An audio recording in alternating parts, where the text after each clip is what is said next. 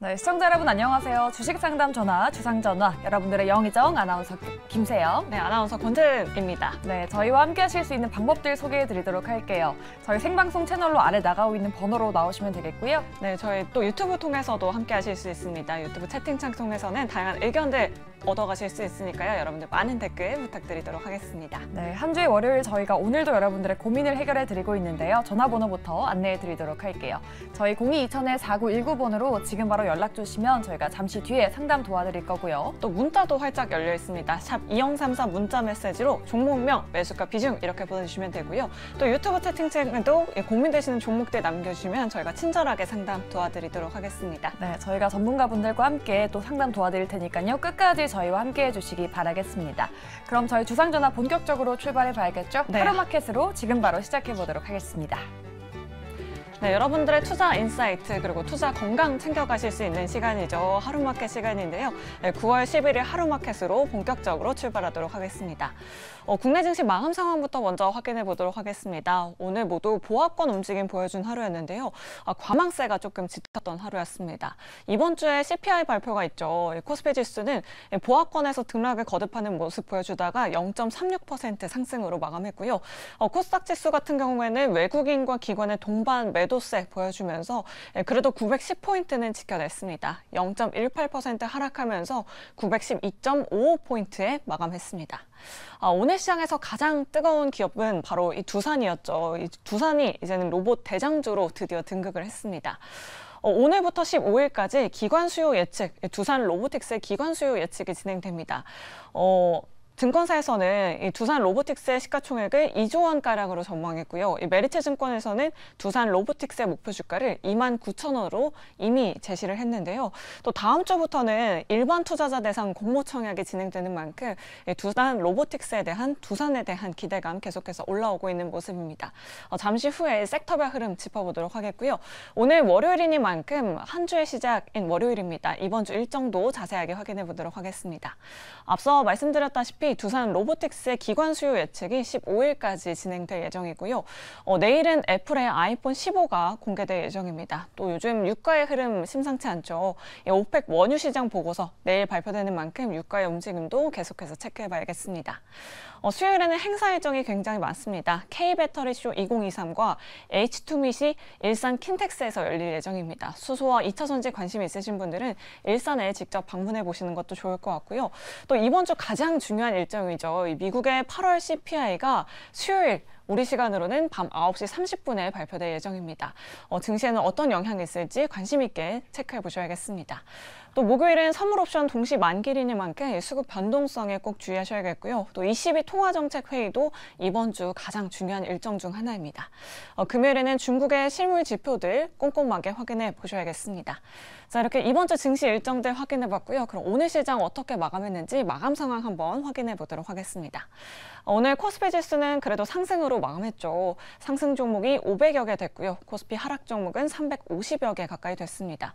코스닥 지수는 오늘 약보합권에서 제한적인 움직임 보여줬는데요. 대체로 비슷한 움직임 보여주는 모습이었습니다. 그럼 시가총액 상위 종목들의 흐름 한번 확인해 보도록 하겠습니다. 전일 SK하이닉스가 4% 넘게 하락했었는데 오늘은 그래도 반등에 성공해주는 모습이었고요. 최근에 금융 또 보험 업종이 좀 강한 모습입니다. KB금융이 2%대로 상승했고요. 보험주들도 이렇게 빨간불 켜준 종목들 굉장히 많았습니다. 하지만 2차전지의 약세가 계속해서 이어지고 있습니다. 에코프로 BM 오늘도 3% 넘게 하락했고요. 에코프로는 황제주 자리를 내줬습니다. 오늘 에코프로가 4% 넘는 하락세, 그리고 포스코홀딩스도 2.23% 하락세를 연출했습니다. 이 밖에도 삼성 SDI 그리고 LG에너지솔루션 모두 하락세를 연출하는 모습 이렇게 보여줬습니다. 자, 그럼 오늘 특징적이었던 종목들은 어떤 것들이 있는지 한번 확인해 보도록 하겠습니다. 오늘 급등세 보여준 종목들인데요. 오늘 신규 상장 종목들이 굉장히 잘 가는 모습 보여줬습니다. 율촌, 전거래 상한가 기록한 데 이어서 오늘 시장에서도 두 자릿수대 급등세 보여줬고요. 넵튠 같은 경우에도 게임 종목들 오늘 잘 가는 흐름 가운데 오늘 강한 상승 탄력 받았습니다. 그리고 바이오 업종 내에서도 상승하는 종목들이 굉장히 많습니다. 펩트론이 이렇게 특징주로 올라와 있고요. 마녀공장은 오후 들어서 좀 상승 탄력을 키워갔습니다. 시진핑 방한에 대한 기대감 올라오면서 오늘 화장품 종목들도 강한 상승 탄력 받았습니다. 그리고 우크라이나 재건 관련주도 오늘 시장에서 또 주목받았는데요. SY 같은 경우에도 오늘 시장에서 강했다는 점 확인해 보실 수 있을 것 같습니다. 자, 그럼 마감 상황 자세하게 체크해 보도록 하겠습니다. 오늘 율초는 거의 가격 제한선 가까이 올랐습니다. 26% 급등세 보여줬고요. 넵튠도 10% 넘는 상승, 그리고 마녀공장도 오후 들어서 상승 탄력을 이어나가면서 14% 급등세 보여줬습니다. 펩트론은 좀 상승폭을 좀 잃었습니다. 윗꼬리를 길게 달면서 9.56% 상승으로 상승이 조금은 제한적이었고요. SY 같은 경우에도 오전장에 좀 강했는데 그래도 7.29% 상승으로 마감했습니다. 자, 이렇게 특징적이었던 종목들 알아봤고요. 그럼 섹터 흐름은 김세영 아나운서가 자세하게 전해주시죠. 네, 방금 SY 짚어드렸었는데요. 윤석열 대통령이 G20 정상회의에 참석을 했습니다. 그러면서 우크라이나 지원 프로그램을 발표했는데요. 이런 이슈가 나올 때마다 여러 번 급등했었던 종목들인데 단기성으로 끝나지 않을까, 이게 좀 종목들 주가의 관건이 될 것 같습니다. 지난번에 시간외에서 강세로 마감했는데 오늘 시초가 갭상승으로 출발을 했죠. 어떻게 마감됐는지 체크해 보겠습니다. 앞서 짚어봤던 SY가 오늘 갭으로 떠서 시작했는데 장마감 때는 상승분을 약간 반납하면서 7%대 상승으로 마감을 지었고요. 나머지 종목들도 윗꼬리를 달기는 했지만 오랜만에 다 같이 테마를 형성해 줬습니다. 단기 테마성 시세인지는 잠시 뒤에 한번 알아보도록 할게요. 다음 테마는 로봇주 보도록 하겠습니다. 로봇주가 국내 증시를 이끌고 있다고 해도 과언이 아니죠.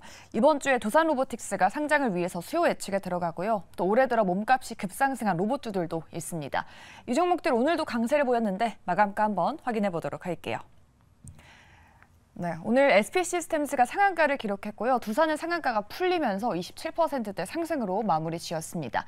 스맥과 TPC 글로벌 역시나 두 자릿수 급등으로 마감 짓는 모습이었습니다. 이제 마지막 섹터도 한번 알아보도록 할까요? 오늘 루닛이 의사 대신 AI가 유방암을 진단한다라고 발표를 했습니다. AI가 전문의보다 정확한 진단율을 보이고 있다고 했는데요. 오늘 루닛이 신고가를 기록했는데 고점에서 약간은 흔들리는 모습 보여줬습니다. 마감가 한번 체크해 보도록 하죠. 네, 루닛은 3%대 상승으로 마감했고요. 드림 CIS는 오늘 긍정적인 리포트가 나오면서 상한가 지켜주면서 마감했습니다. 노을도 최근의 흐름이 굉장히 좋습니다. 오늘 급등세로 마감을 했고요. 인피니트 헬스케어와 파로스 아이바이오까지 오늘장 긍정적인 흐름으로 마무리를 지었습니다.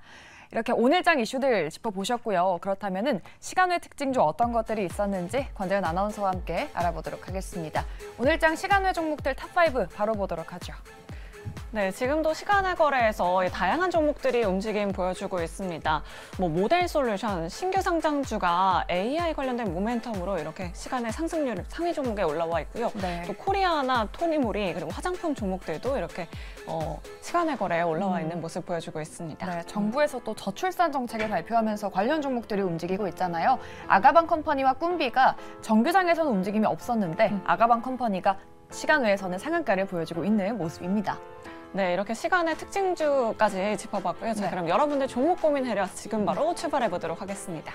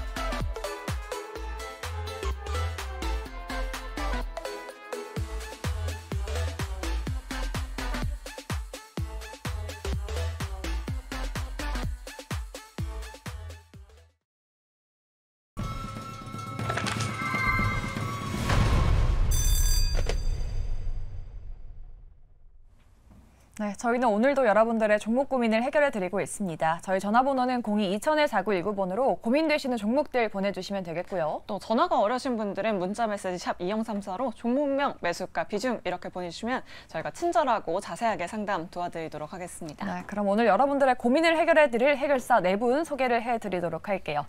좌의정에는 손요로 팀장, 조범수 팀장 모셔봤고요. 네, 우의정에는 박소범 매니저 그리고 이성웅 차장님 모셔봤습니다. 네 분 어서 오세요. 안녕하십니까. 네, 일단은 네 분과 함께 저희가 시간 외 특징주로 짚어드렸었던 네. 이슈들 한번 살펴보도록 할게요. 지금 우리 정부에서 시진핑의 방안을 기대도 되겠다라는 그러니까요. 말이 나오고 네. 있습니다. 뭐 중국에서 관계 개선의 의지가 분명하다라고 밝히고 있는데 그러면서 지금 화장품주, 중국 관련주가 움직이고 네. 있거든요. 우리 손요로 팀장님께 한번 여쭤보도록 할게요. 시진핑이 방안을 하게 된다 그런 기대감이 나오는 만큼 관련 종목들 지금 주목을 해봐야 될까요, 팀장님? 네, 좀 충분히 좀 주목을 해봐야 된다라고 좀 말씀을 드리고 싶고요. 일단 뭐 이제 시진핑 주석의 방한 뉴스가 지금 처음 나온 게 아니고 뭐 2018년, 뭐 2020년 꾸준히 나왔었습니다. 근데 이런 것들도 사실 학습 이력과 관련이 있는 부분이 사실 2018년이랑 2020년대 전후까지는 이제 시진핑 주석이 방한을 한다고 했을 때는 화장품 관련 종목들이 굉장히 강한 상승을 보여줬다가 사실 2021년 이후부터는 이제 시진핑 주석이 방한한다고 이슈가 나왔지만 최근 6년간의 방한은 이력이 없다고 합니다. 그래서 제가 말씀드리는 게 뭐 화장품 관련 종목이 시진핑 주석이 방한을 하는데도 기대감이 없으니까 투자를 하지 말자 이렇게 말씀을 드리는 게 아니고 화장품 관련 종목들이 그렇게 충분하게 기간 조정을 겪었고 리오프닝에 대한 기대감, 그다음에 뭐 LG생활건강이랑 뭐 아모레퍼시픽, 그다음에 뭐 에이블 CNC, 뭐 한국화장품 이런 종목들에 대한 하반기 실적에 대한 개선 기대감 리포트가 나왔고 지금 어떤 시간의 동시효과에서 흘렀기 때문에 이런 뉴스가 나왔을 때 어떤 수급이 어떤 투자 주체가 샀는지는 확인해 봐야 됩니다.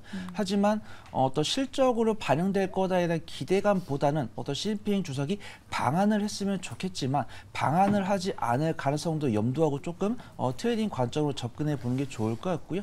내일 오전장에 뭐 일간 변동성이 뭐 5에서 10% 이상 갭상승에서 시작한다든가 그러면 막연 이제 좀 철저하게 좀 트레이딩 관점으로 접근을 해보시는 게 좋을 것 같고 만약에 한 2%, 3% 상승했다가 만약에 이제 뭐 9시 40분이나 11시 반에 가수급이 나오죠. 그때 외인과 기관이 들어온다라고 하면 좀 수익 관점으로 접근해 볼 수 있지 않을까. 그 좀 말씀을 드려보도록 네, 하겠습니다. 그러니까요. 방한을 하지 않을 가능성까지도 염두에 둬야 된다 이런 말씀 남겨주셨습니다. 네. 자, 두 번째 질문으로 이제 넘어가 보도록 할게요. 이 부분은 굉장히 어려운 질문이 될 것 같은데요. 네.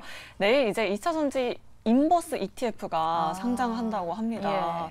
사실 시장에서 논란이 굉장히 많았었는데 이 부분에 있어서 좀 수급 변동성이 어떻게 될지 궁금하신 분들 굉장히 많으실 것 같아요. 2차 전지 또 핫했잖아요. 네, 이성우 차장님께 한번 여쭤보도록 하겠습니다. 뭐 2차 전지 인버스 ETF가 상장을 한다면 뭐 쇼커버 물량도 다시 붙을 수 있는 거고 좀 수급 변동성에 주의를 해봐야 될 것 같은데 에코프로가 또 황제주를 내려놨잖아요. 앞으로 이 2차 전지의 향방 어떻게 될까요, 차장님? 우선은 좀 시기가 안 좋죠. 시기가 네. 안 좋은 시기에서 인버스 상품이 좀 출시가 되면서, 그러니까 그 전에 이제 어떻게 보면은 뭐 2차 전지도 그렇지만은 이 투자자분들께서도 이제 공매도에 대한 우려감이 좀 많았었는데, 뭐 어떤 인버스에 대한 부분에 있어서 공매도를 대신할 만한 그런 좀 약간의 좀 안 좋은 그런 인식이 좀 퍼지지 않을까라고 좀 생각이 되고 있고요. 근데 이제 어떻게 보면은 이제 단기 트레이딩이나 뭐 해지 이 염두에 둔 상품이기 때문에 너무 크게 뭐 생각하는 것보다도 지금 말씀드렸듯이 좀 시기가 안 좋았을 뿐이지 만약에 주가가 또 어떤 뭐 상승세를 또 보여주었을 때는 말씀드렸던 인버스는 해지 수준으로 좀 통할 가능성이 있다고 판단되고 있거든요. 다만 이제 너무 이제 지금 2차 전지에 대한 과열과 그리고 이거에 대한 어떤 차익에 대한 두려움이 크기 때문에 뭐 이거에 대한 상품에 대한 자체가 이제 그 2차 전지 업종 전체적으로 투자 심리를 한 단계 누르는 부분은 좀 있겠지만 나 말씀드렸던 이제 2차 전지가 많이 상승했을 때를 대비한다면은 어떤 밸런스 측면에서 봤을 때는 뭐 이런 상품을 나중에 투자 수단으로 활용하는 그런 전략도 필요하지 않나라고 좀 판단이 좀 되고 있습니다.